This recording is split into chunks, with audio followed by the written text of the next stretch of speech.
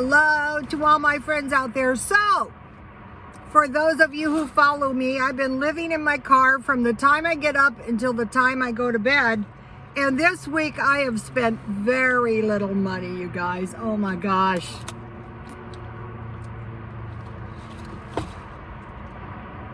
This is probably the cheapest week of my life. This video is how to improve your situation, 3 things I learned, even if you're homeless. So, okay, I bought some Vienna sausages at Walmart because they're cheap. I think if you're going to eat cheap food in your car, it'd be better to mix it up. Let's see, they were 43 cents. I bought a package of hot dog buns because I have sausages. You saw me eat them. And so, you know, I'll freeze them when I get home. And then I bought 2 sweet potato pies, marked down for 34 cents. I will eat one and I will freeze one. So, oh no, I didn't take my...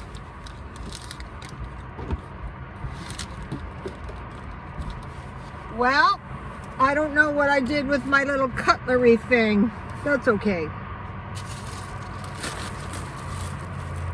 So if you're going to eat cheap meat like bologna or Vienna sausages, it's going to be so much better. The Walmart hamburger buns are more expensive. I got the wheat. These smell good. Yeah.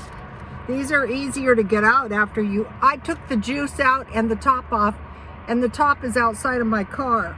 So I better take it out over here since they're hard to, the first one's hard to get out. Would have been better if so let's see.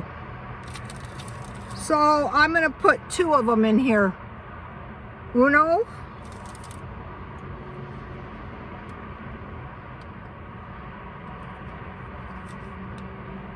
Dose. Vienna sausage sandwich. And I have 2, 4, 5 left. So they give you 7. So I could eat 3 sandwiches if I could put 3 of them in here, but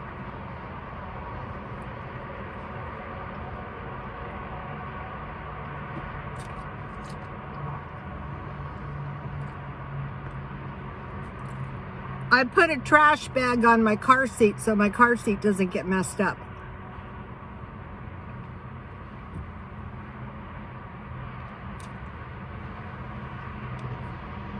This could be eaten in the house.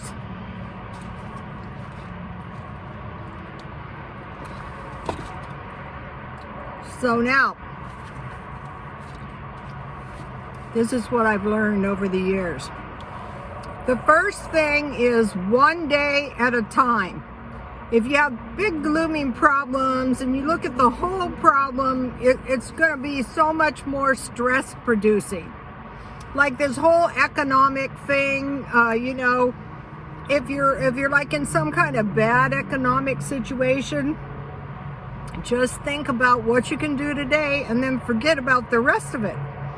And I have employed this. I will give you an example. Okay, things were getting worse, and my ex-husband ended up in the hospital and he was dying.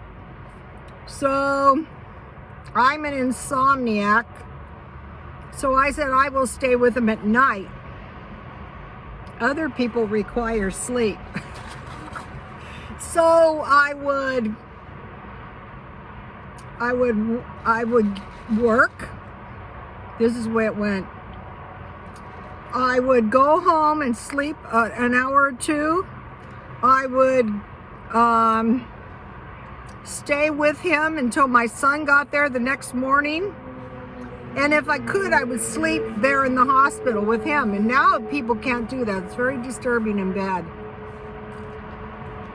And then I try to get a little sleep if I could. So when I was working, I didn't think about the hospital thing. When I was at the hospital, I didn't think about everything else I had to do. I just got through the day and eventually we got through it.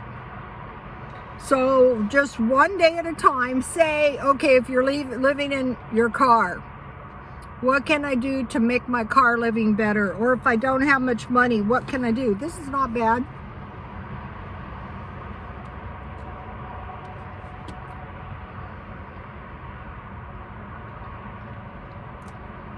That was actually pretty good. You guys, it was in the high 80s today. It's still hot. The sun is hitting me, and I'm parked in the shade, and the sun's still hitting me. It's brutal here. So we have all this tension, so we just, have to. Right now, we're not being overrun, so we just want to take it easy today. And we want to be as thrifty as we can and as careful as we can. One day at a time. Okay. Then I was studying the Secret Doctrine, and they're all reincarnationists. And they say everything you do affects the future, your future life. So they're very, very careful with their lives because it's going to affect the future life. So in my religion, it was, well, if you're a good person and you live a good life, then you're going to heaven, which is not exactly the same as everything I do today is going to drastically affect tomorrow, the next day, and the next day. So since one day at a time, I've been doing this car living, cleaning my car, trying to make my car nice, kind of living in my car half of the time. It's been super, super cheap. I was able to get outside. I was able to exercise, and it was okay. And so then I started doing this. Today I was moving my Christmas ornaments up and out of the living room and getting the living room. Another thing is your environment. The Secret Doctrine. Your environment is very important. I'm not sure why. Well, if you have a nicer environment, you'll have a nicer life. So I'm attending to my environments everywhere I go.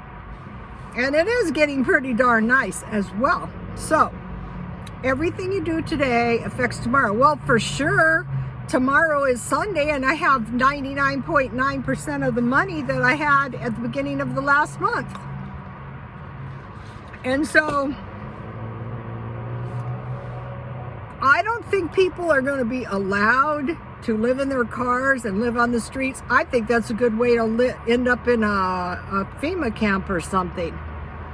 I would say the better strategy is everything we do today affects tomorrow. But even if you're in really bad circumstances, I met up with these two people, homeless, a man and a woman, and between the two of them, they had $2,200 a month, and they were living on the streets. It was really bad. And I said, well, can't you get a car? And I don't know what the problem was, but if you could get a little truck 1 month, a cheap truck, and then a cab over, even a truck with a truck bed, So, they had $2,000 at their disposal. So, yeah, there's problems, but you got to work through those problems to each day. So at the beginning of the month, or when you get your stimulus check, you want to be thinking a little bit in advance about that. Okay, now,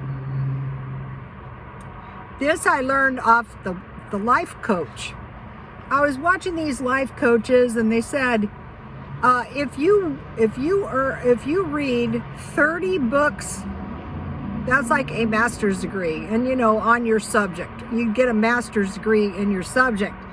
And so you want to start where you are right now. One of the things that's really a bad thing, and like you'll notice dysfunctional people do this all the time, it's probably due to the way they were raised.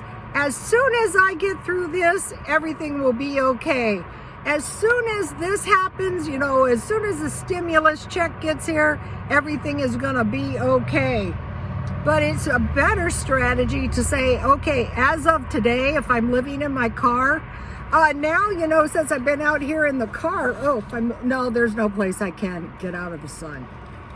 I see these women who are living in their cars as well. I'm living in my car all day, and the cars are very dirty. So if you're living in your car, and I've been watching hoarding videos. Cars are easy. What you would do is you would remove everything from your car, or say from the passenger seat first, and clean the driver's seat, because I've seen some good car videos, and there's cars where you can lean the seat all the way back, but the problem with that is your legs are below the heart. Whereas with my idea of moving the passenger side up and putting a box in the back, is your legs are a lot higher, and it's a better sleep for you. And I noticed, like in the ladies' cars, their cars were so full of junk, so you have to downsize your junk, so your junk is basically in the trunk. And so what I think I see is when I'm here after dark, they come, you know, to sleep. So if you start where you are, you don't say, oh, as soon as I get my stimulus check, everything is going to be okay. Chances are that's not the way it's going to go down. You want to say, okay, today I'm going to try to better my situation. Maybe you don't have any more money, but you can think of some way to better your situation. I have more, but I'm going to come back tomorrow with that video. So one day at a time. Everything I do today affects tomorrow, really affects. I love this concept. I've been driving myself crazy with this. Start where you are, right where you are today, and try to make it better. Okay, you guys, please like, comment, and subscribe, and God bless you all.